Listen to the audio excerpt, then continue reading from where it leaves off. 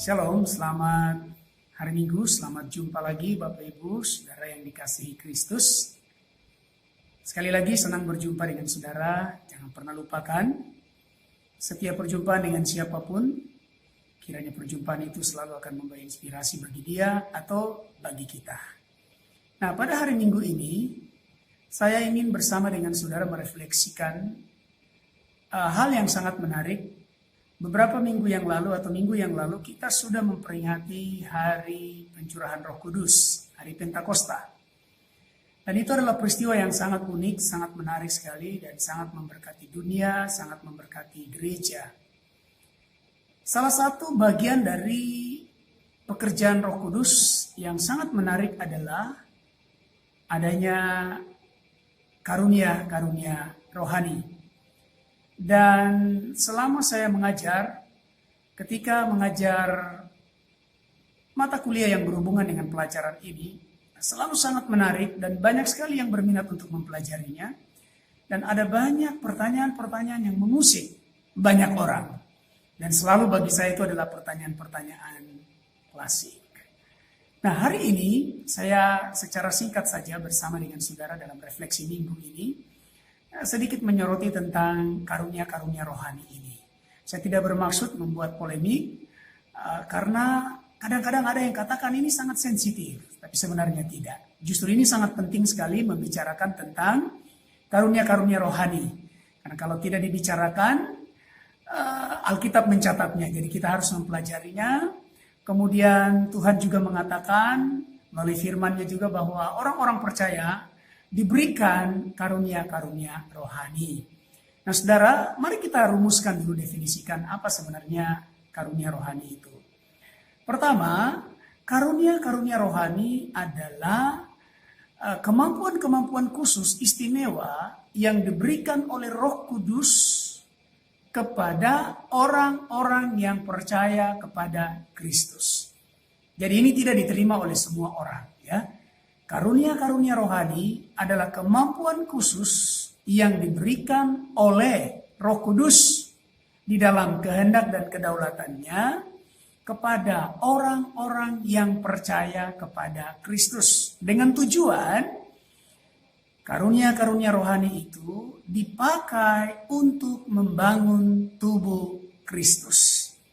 Saudara, dari saya membaca teks-teks yang berhubungan dengan karunia-karunia roh ini sangat jelas ditekankan, ya, bahwa karunia-karunia Roh Kudus itu diberikan kepada orang-orang percaya, digunakan untuk pembangunan tubuh Kristus. Di luar itu adalah penyimpangan. Maksud saya, kalau karunia-karunia Roh Kudus itu dipakai untuk bukan tujuan membangun tubuh Kristus, saya kira itu sudah menyimpang atau sudah keliru. Nah, saudaraku yang kekasih dalam Tuhan, itu definisi dari karunia Roh Kudus.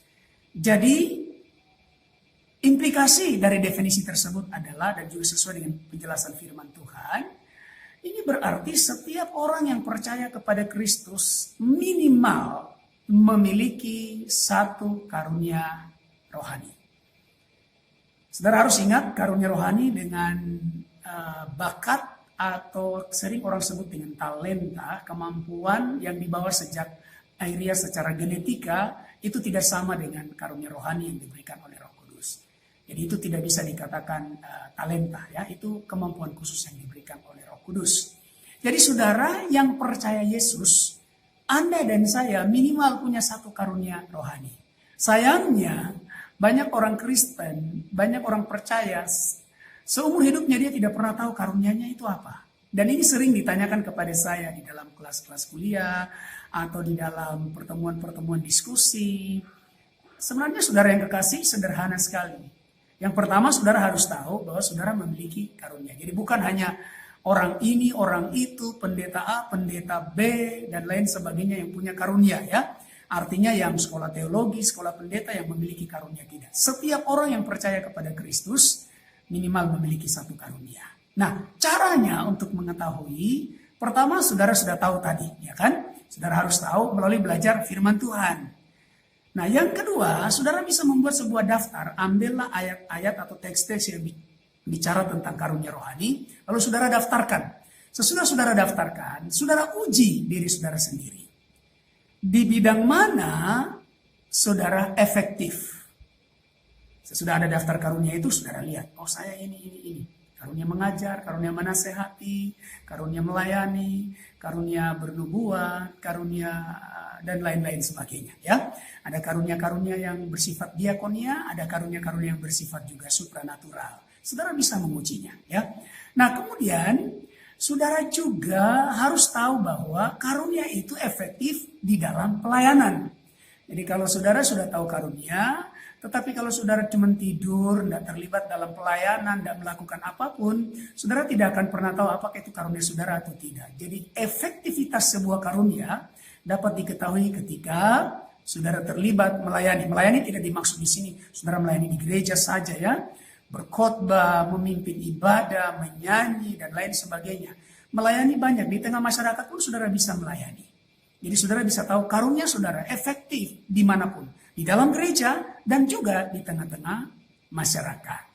Nah saudara, kemudian ada cara yang lain juga. Saudara bisa bertanya kepada orang-orang di sekeliling saudara yang melihat saudara, memberikan evaluasi kepada saudara bahwa memang saudara efektif dalam atau dengan karunia tersebut. Jangan karena orang lain punya karunia dan saudara ingin seperti mereka lalu saudara ikut-ikutan. Ternyata itu bukan karunia saudara. Saudara bukan jadi damai sejahtera, bukan efisien, efektif, malah itu membuat saudara menjadi sengsara. Jadi saudara perlu tanya kepada orang-orang di sekitar saudara, apakah memang saudara punya karunia tersebut? Dan orang lain akan meneguhkan bahwa itu adalah karunia saudara. Nah saudara-saudara yang dikasihi oleh Tuhan, memang membicarakan karunia itu banyak sekali yang bisa kita bicarakan bersama-sama. Mungkin ada banyak pertanyaan, khususnya berhubungan dengan karunia-karunia supranatural. Nanti di edisi berikut, barangkali saya bisa lebih spesifik bicarakan ini, karena ini sangat menarik bagi orang-orang percaya. Sebelum saya berakhir dengan renungan kita hari ini, refleksi kita, saya mau sampaikan, saudara punya karunia. Tolong temukan karunia Anda. Jadilah efektif dengan karunia Anda. Jadilah berkat dengan karunia Anda. Supaya saudara menjadi orang percaya, saudara efektif di dalam tubuh Kristus. Dan karunia yang Anda terima bukan untuk kesombongan atau tinggi hati atau prestise. Karena ada banyak orang pakai karunia untuk cari prestise. Bukan. Tujuannya adalah kita menjadi berkat bagi orang lain. Kita bisa membangun tubuh Kristus. Selamat menemukan karunia Anda. Selamat menjadi berkat bagi sesama. Amin.